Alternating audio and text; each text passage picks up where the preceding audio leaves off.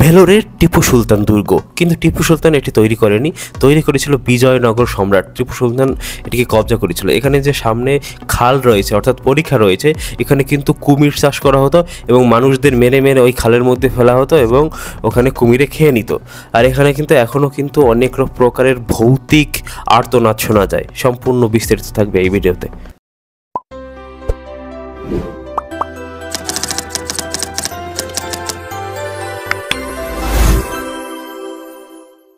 তো তোমরা তো জানোই ভেলোরে চিকিৎসার জন্য গিয়েছিলাম, একটা রিলেটিভের সমস্যা ছিল। তো যেহেতু অ্যাপয়েন্টমেন্ট দুদিন পরে ছিল ডাক্তার অ্যাপয়েন্টমেন্ট, তো আমরা পরের দিন কিন্তু ঘুরতে বেরিয়ে পড়লাম। এটা দেখো সাইফেট মসজিদ থেকে তার উল্টো দিকেই ঘুরে আমরা কিন্তু এই টিপু সুলতান দুর্গ পেয়ে গেলাম। যেহেতু এটি বিজয়নগর সম্রাট দ্বারা নির্মিত এবং টিপু সুলতান কিন্তু এর দখলদারিতে ছিলেন এক সময়, তো এই কারণে এখানের লোক এটার নাম দিয়েছে ভেলোর ফোর্ট। তো এটাকে ভেলোর ফোর্টই বলবো। তো দেখো শুরুর দিকে এখানে কিন্তু মেইন গেট রয়েছে, এই গেট রয়েছে এবং চারদিকে কিন্তু পুরো পরিখায় ঘেরা, মানে গভীর খাত, যেখান দিয়ে শত্রু প্রবেশ করা কোনোভাবেই সম্ভব না। তো এই দেখো আমরা এখান থেকে উপরে উঠবো, এখানে পাশে সিঁড়ি রয়েছে এবং এখান থেকে কিন্তু প্রাচীনকালে সেনারা টহল দিত। এটি বিজয়নগর সম্রাট দ্বারা তৈরি, প্রায় 460 বছর আগে নির্মাণ করা হয়েছিল এই ফোর্টটি। এবং এখানে কিন্তু রয়েছে বিশাল জলকন্দেশ্বর মন্দির। আর এই যে এটা দেখো, এটা কিন্তু এমার্জেন্সি ডোর, এখান থেকে কিন্তু মানুষকে বন্দি করে রাখা হতো এর ভিতরে, বন্দি করে রেখে কিন্তু এখানে খাবার টাবার দেওয়া হতো না, খুব টর্চার করা হতো এর ভিতরটায়। এবং বলা হয় এত মানুষ একসময় মারা গেছিল যে মানুষ মেরে মেরে খালে ফেলে দিত এবং কুমিরে ভোজন করত এবং এখানকার জল পুরো লাল ছিল। তো এখানে এই ছোট ছোট এই যে এখানে এই দেখো এই ছোট ছোট খাত মানে ভাঙা, তো এইখানে সৈন্যরা দাঁড়িয়ে পুরো বাইরের যে শত্রু আসছে কিনা সেটা দেখতো এবং এখানে কামান লাগানো থাকতো, যে কামানের মাধ্যমে কিন্তু পুরো নজর রাখা হতো যে বাইরের কোনো শত্রু আসছে কিনা। এবার পুরো দুর্গটি ঘুরে দেখব, তার আগে এর কিছু ইতিহাস জানা যাক। তো এই দুর্গটি তৈরি করেছিলেন বিজয়নগরের রাজা এবং সেটি 1556 খ্রিস্টাব্দে। তার মানে এখন প্রায় এর বয়স 459 বছর। এবং এরপরে কিন্তু অনেকেই এই দুর্গটি কবজা করেছেন, তার মধ্যে মারাঠারাও করেছিল এবং ব্রিটিশরা করেছে সবার শেষে। এবং এখানেই কিন্তু টিপু সুলতানের বংশধর এবং শ্রীলঙ্কার শেষ রাজা, তাকেও কিন্তু এখানে বন্দি করে রাখা হয়েছিল এবং ওদেরকে এখানে মারা হয়েছিল। প্রাচীনকাল থেকে এখানে কিন্তু অনেক প্রকারের আক্রমণ হয়েছে, অনেকবার যুদ্ধ হয়েছে। তার মধ্যে খপুরের যুদ্ধ, কর্ণাটকের যুদ্ধ, ভেলোর বিদ্রোহ অন্যতম। আর ভেলোর বিদ্রোহ কিন্তু ব্রিটিশ আমলে হয়েছিল এবং বাকিগুলো কিন্তু ব্রিটিশ আসার আগে হয়েছিল। এইবার জটিল বিবরণ সহ ছাদের পাথরগুলো খোদাই করা এই দুর্গের মালিকানা বিজয়নগরের সম্রাটদের কাছ থেকে বিজাপুরের সুলতান অর্থাৎ মুসলিমদের কাছে চলে গিয়েছিল। এরপর আবার মুসলিমদের থেকে মারাঠারা দখল করেছিল, মারাঠাদের কাছ থেকে আবার কর্ণাটক নবাবদের কাছে এবং সর্বশেষে ব্রিটিশদের কাছে চলে গিয়েছিল, যারা ভারত স্বাধীনতা লাভের আগ পর্যন্ত এই দুর্গটি ব্রিটিশদের কাছেই ছিল। ভারত সরকার প্রত্নতাত্ত্বিক বিভাগের কাছে দুর্গটি এখন রক্ষণাবেক্ষণে রয়েছে। ব্রিটিশ শাসনামলে টিপু সুলতানের পরিবার এবং শ্রীলঙ্কার শেষ রাজা শ্রী বিক্রম রাজসিংহকে এই দুর্গে বন্দী হিসেবে রাখা হয়েছিল। এটি শ্রীরঙ্গ রায়ের বিজয়নগর রাজ পরিবারের গণহত্যার সাক্ষী, অর্থাৎ বিজয়নগরের কৃষ্ণদেব রায়ের বংশধর যখন এখানে রাজ করেছিল, শ্রীরঙ্গ রায় যখন সম্রাট ছিল, তখন কিন্তু এই দুর্গে ওদের পুরো পরিবারকে শেষ করে দেওয়া হয়েছিল এবং ওখানে যত সৈন্য ছিল সবাইকে মেরে দেওয়া হয়েছিল। এটা দেখো, এটা দেখতে পাচ্ছ, এটা কিন্তু এমার্জেন্সি। এখান থেকে কিন্তু মানে বিভিন্ন বন্দীদের ওই ভিতরের জেলখানার ভিতরে নিয়ে যাওয়া হতো, পুরোটা ওখানে গিয়ে মারা হতো এবং এই খাদের ভিতরে ফেলে দেওয়া হতো। এবং এর ভিতরে কিন্তু রয়েছে সাক্ষী হিসাবে জলকণ্ঠেশ্বর মন্দির, হিন্দু মন্দির, যেটা আমি আগেই দেখিয়েছি ওই মন্দিরটা। কিন্তু পরে যখন ব্রিটিশদের কাছে চলে যায় তখন কিন্তু এখানে একটা খ্রিস্টান গির্জাও তৈরি করা হয়, সেন্ট জনস গির্জা। এবং মুসলিম যখন টিপু সুলতানের সময় ছিল তখন কিন্তু একটি, বা সুলতানদের সময় ছিল তখন কিন্তু একটি মসজিদও তৈরি আছে, একটা বড় মসজিদ এখানে কিন্তু তৈরি রয়েছে। তবে যার মধ্যে জলকণ্ঠেশ্বর মন্দিরটি দুর্দান্ত খোদাইয়ের জন্য বিখ্যাত। 1806 সালে ব্রিটিশ শাসনের বিরুদ্ধে প্রথম উল্লেখযোগ্য সামরিক বিদ্রোহ, ভেলোর বিদ্রোহ এখানেই কিন্তু সংগঠিত হয়েছিল। তার আগে যেটা বললাম কর্ণাটকের যুদ্ধ এবং খোপুরের যুদ্ধ কিন্তু এখানেই হয়েছিল।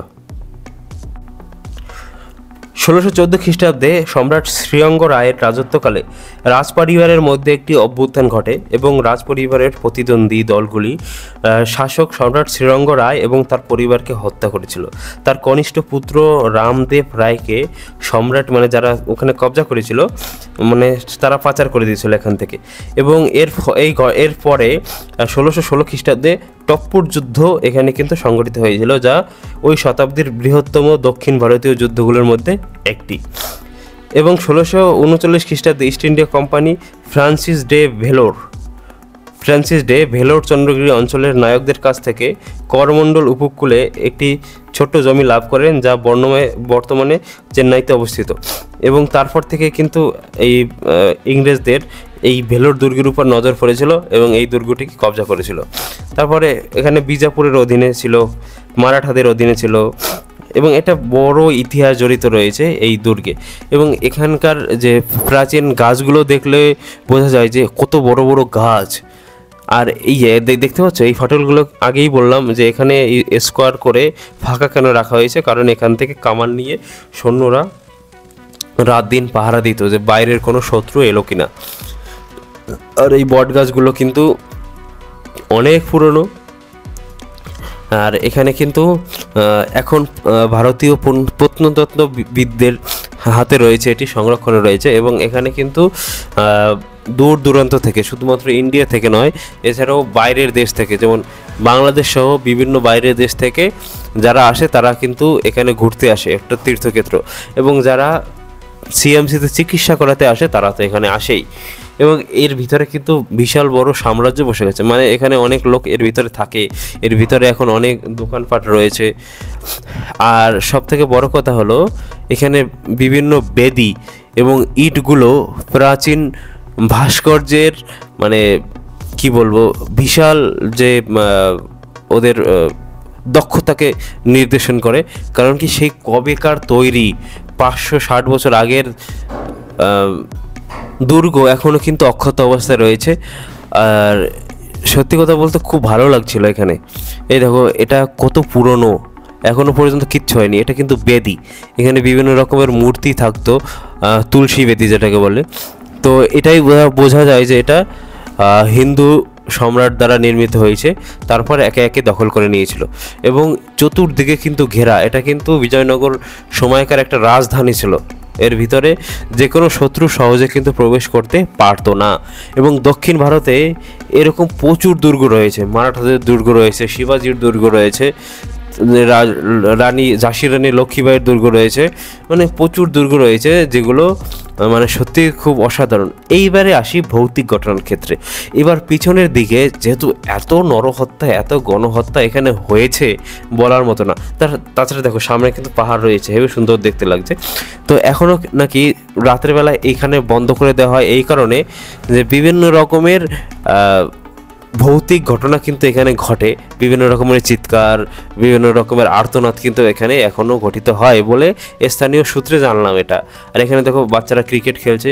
আর এটা দেখো, এটা কিন্তু দুর্গ, এখানে কিন্তু এই কুমির চাষ করা হতো এবং মেরে মেরে ওখানে ফেলে দিলে কুমির কিন্তু খেয়ে নিত। এটা কিন্তু একটা স্কুল, দেখো দুর্গের ভিতরে এখন স্কুল তৈরি হয়েছে। আর এইখানে দেখো আমাদের ভারতীয় পতাকা একদম সুন্দর নির্ভীকভাবে উঠছে, কত সুন্দর লাগছে। আর এর পাশে কিন্তু এখানে পাথরের উপর খোদাই করা রয়েছে, বিভিন্ন রকমের এই দুর্গের বর্ণনা দেওয়া হয়েছে। এবার একটু যাওয়া যাক আমাদের পতাকার ওখানে, কারণ কি মেরা ভারত মহান। আর এই পতাকাটা এতটা উপরে, দেখো এখানে ওঠার জন্য সিঁড়ির জন্য এই ছোটো ছোটো রিং লাগানো হয়েছে। আর এটা কিন্তু সবসময় উঠতে থাকে। আর এটাই যেটা বলছিলাম, এখানে পাথরে খোদাই করে সমস্ত রকমের বিবরণ এখানে তামিল, ইংলিশ এই দুটো ভাষাতে কিন্তু লেখা রয়েছে। এই দুর্গটা এতই বড় যে এখানে যদি কেউ হারিয়ে যায়, কোনো বাচ্চা কাচ্চা বা কোনো মহিলা, এখনও কিন্তু পাওয়া যায় না, মানে ভুল ভিলিয়ার মতো ঘুরে। আর এখান থেকে পুরোটা ঘুরতে, অর্থাৎ ওই শুরু, আমরা কিন্তু এখন ওই যেখান থেকে উঠছিলাম তার অপোজিট সাইডে যাচ্ছি, অর্থাৎ পুরো দুর্গটা কিন্তু আমরা ঘুরলাম। আমাদের ঘুরতে প্রায় 4 থেকে 5 ঘন্টা সময় লেগেছিল। এত বড় এরিয়া নিয়ে এই দুর্গটি নির্মিত, মানে সত্যি ভাবা যায় আমাদের ভারতবর্ষে মানে কতটা উন্নত ছিল আগে। এই দেখো আমরা কিন্তু অপোজিট সাইডের ওখান থেকে উঠেছিলাম, আর এটা আমরা সামনের দুর্গের সামনে এখানে চলে আসলাম। ঘুরতে ঘুরতে কষ্ট হয়ে যাচ্ছিল, তো এখানে কিন্তু বিস্তীর্ণ মাঠ, ওখানে গিয়ে বিশ্রাম নিচ্ছিলাম। টাটা, দেখা হচ্ছে নতুন ভিডিওতে।